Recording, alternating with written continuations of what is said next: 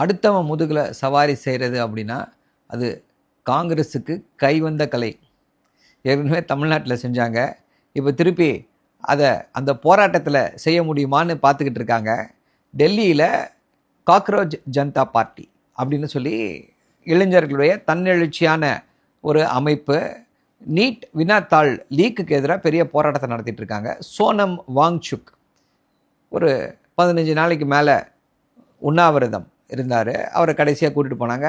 அப்போது திரு ராகுல் காந்தி அந்த சோனம் வாங்சுக்கை போய் பார்க்கல.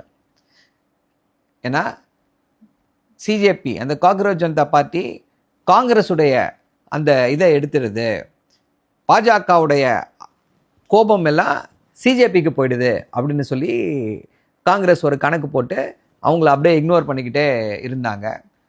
போராட்டம் நடத்தினாங்க 20ஆம் தேதி. போராட்டத்தில் பெரிய தடியடி, போலீஸ் புரூட்டாலிட்டி எல்லாம் நடந்துச்சு. ஒட்டுமொத்த இந்தியாவும் குதித்தெழுந்தது. சும்மா இருப்பாங்களா நம்ம காங்கிரஸ்காரங்க? உடனே வந்தார் ராகுல் காந்தி.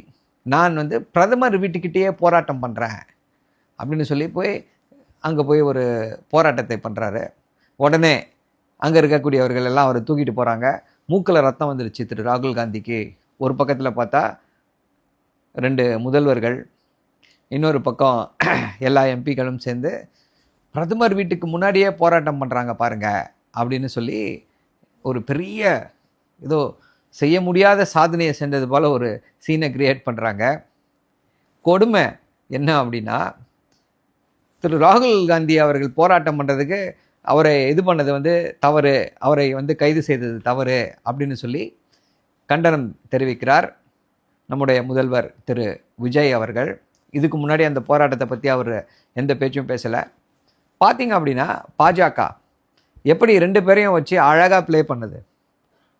சிஜேபி மக்களுடைய அந்த இளைஞர்களுடைய கோபம் காங்கிரஸ் பக்கம் போயிடக்கூடாது, காங்கிரஸ் ஒன்றும் பண்ணலை போகிறதுக்கு, சிஜேபியை யூஸ் பண்ணாங்க.